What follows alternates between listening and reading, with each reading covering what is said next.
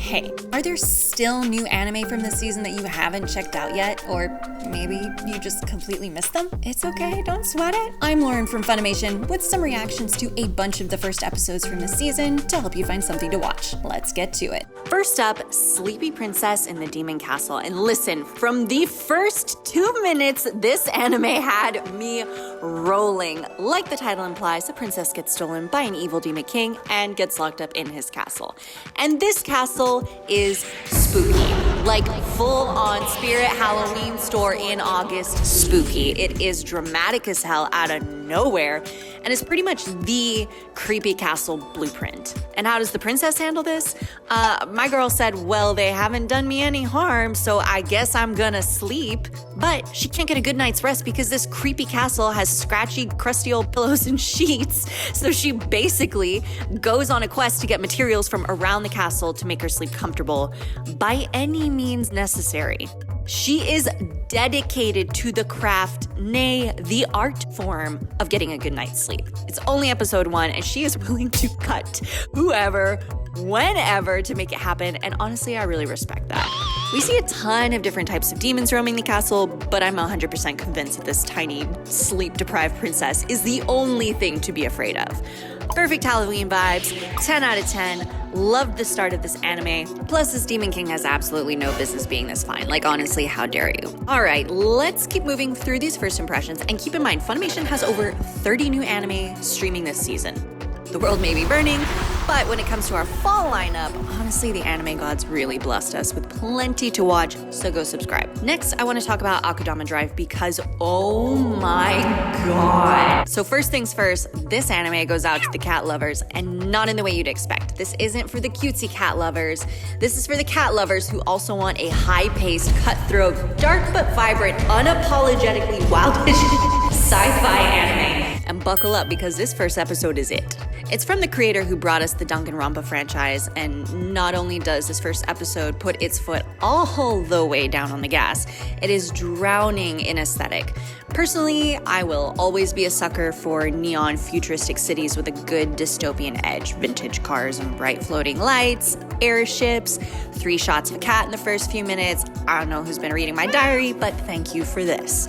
I really genuinely enjoyed what I saw in this first episode, but be prepared for some intense visuals. And the twist at the end? Seriously, just watch Akudama Drive. Next, I want to talk to you all about the Irregular at Magic High School Visitor Arc. So we recently launched season 1 earlier this year along with a limited run of the movie, and now the Visitor Arc has been acquired to stream on Funimation. It's a series about powerful magicians who, at a certain level, can influence decisions on a world scale and are extremely important to their countries. There's a complex magic system and naturally a magical high school that brings it all together where powerful siblings Tatsuya and Miyuki have been enrolled. So now in the Visitor Arc, we have the arrival of another powerful magician, Lina. And judging by the first episode, it looks like she might throw a wrench in the works for the Shiba siblings dynamic. She's not just a normal student there to chill and learn. She has come to Japan from the US on a mission and spends the first episode awkwardly doing her best to keep her real identity hidden while getting close to Tatsuya. And I mean, real awkward. She's so powerful, but this girl has no poker face, and her attempt at blending in with Japanese fashion is, tragic. That being said, this first episode delivered a fun balance of dark action scenes, lighter school moments, and some pretty serious tension between the powerful Tatsuya and Lina. And shout out to the Dallas skyline, which made an appearance early on. If something with high energy and magic, espionage, and world-changing stakes on the line sounds like your kind of anime, I think this one's for you. And it's worth watching through the first season to get a grasp for the magic system in this world, along with the relationship dynamics, which I think are going to be key in the next few episodes. All right, let's jump over to Kuma Kuma Kuma Bear. Episode 1 is a perfect lesson on why you should never judge a book by its kiku. Yuna is a young VR MMORPG player who, in the game, rolls up in her bear kigurumi to answer the cry for a high-level adventurer to save a village from a huge monster. And even in the first episode, she gets hit with multiple comments from people like, I know you're not trying to be serious in that suit, but she's got a little more in her arsenal than just a comfortable lining. She's honestly kind of a badass and doesn't let it go to her head. Her attitude is basically like, yeah, I wouldn't trust a girl in a bear suit either, but here we are, which really makes for some great comedic beats. It's a cute isekai with endearing characters and adorable bear suits. What's not to love? Next, let's talk about the first episode of Wandering Witch, The Journey of Elena. So I straight up just shed a tear in this first episode. No shame whatsoever. I could blame it on the fact that I had stayed up watching anime and my eyes were dry that day, but honestly, this first episode just got me, and that doesn't happen often. So from episode 1, this feels like a complicated story that will have you thinking through characters' choices and actions. Young Elena decides she wants to be a witch, and that's exactly what she does. And so many of us say we want to be something wild when we grow up, and that's that. But not Elena. She is determined and diligent, but after becoming the youngest person to pass the magic exams at age 14, she tries to find a witch to take her on as an apprentice with no luck.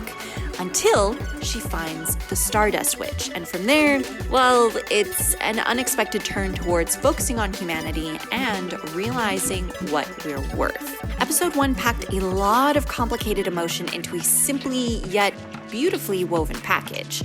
There's a little humor, a little action, and I hope this is a story that's going to capture people's hearts this season. Next, let's talk about Higurashi When They Cry New, or, well, I guess rather, Go. So, full disclosure, since it's public, the title got an update after the second episode launched to reveal that this version of Higurashi isn't a reboot like everyone believed it was. The new series starts out looking like a refreshed remake of the cult classic game, but episode 2 reveals that it is not as it seems. There's a post-episode interview and an article on the Funimation blog that explains things way better, so definitely go check it out. But that being said, episode 1, damn, still brutal.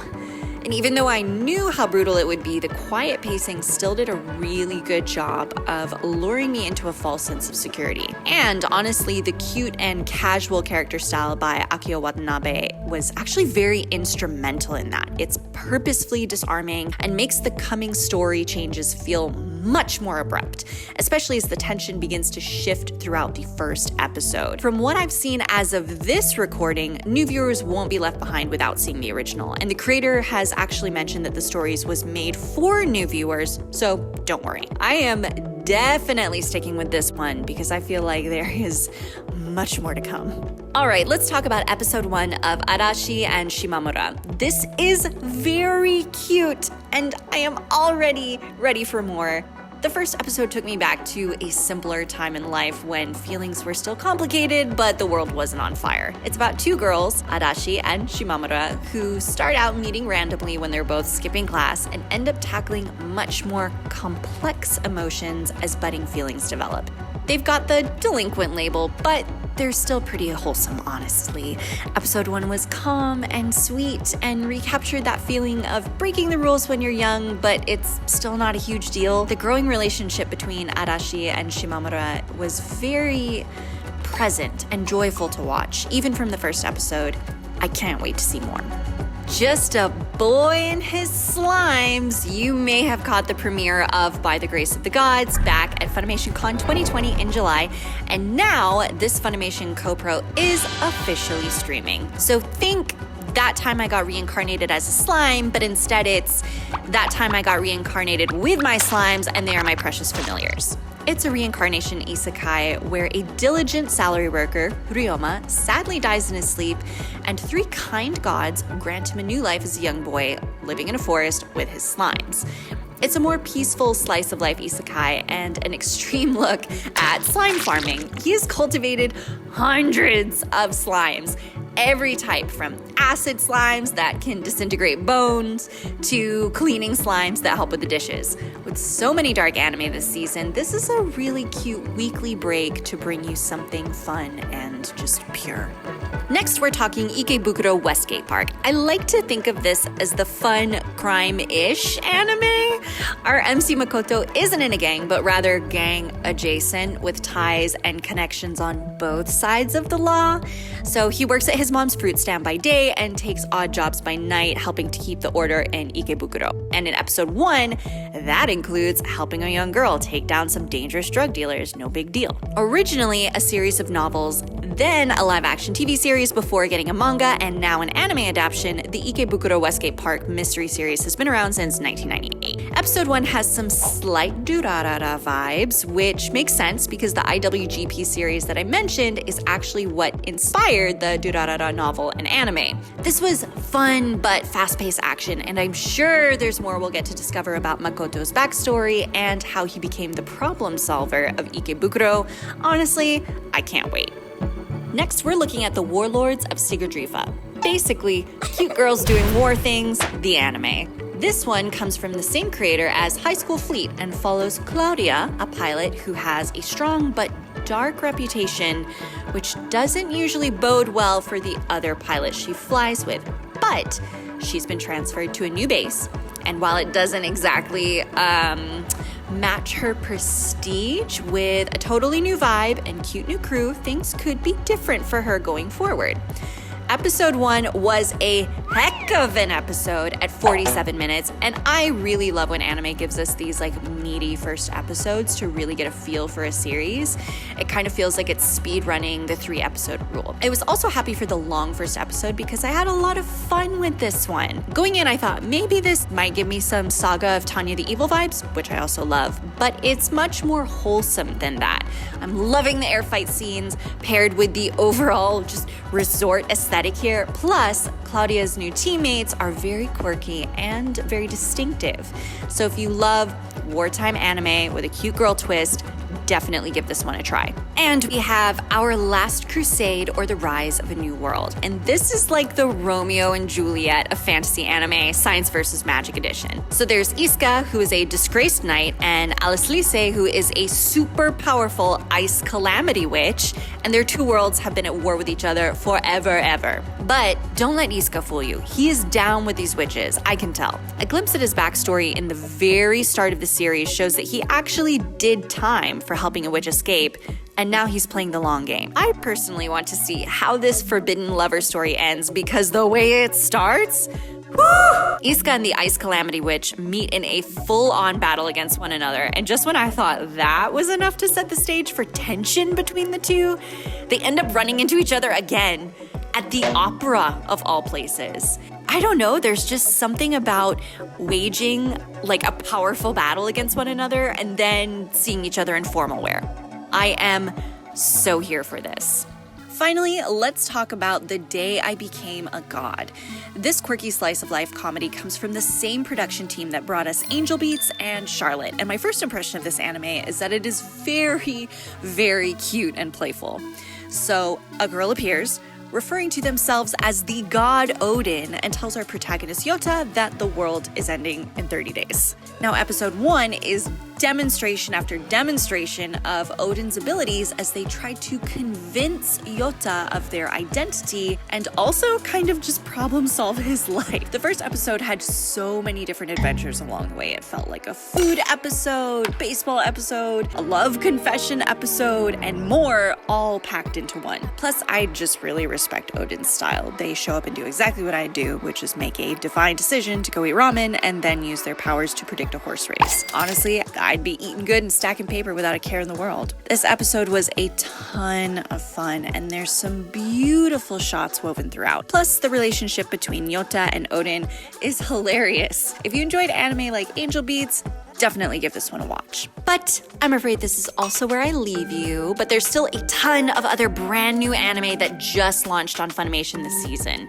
You don't want to miss out. What's currently on your watch list? Share with us in the comments below, and be sure to like and subscribe for more anime videos like this. I'm Lauren, and I'll catch you next time.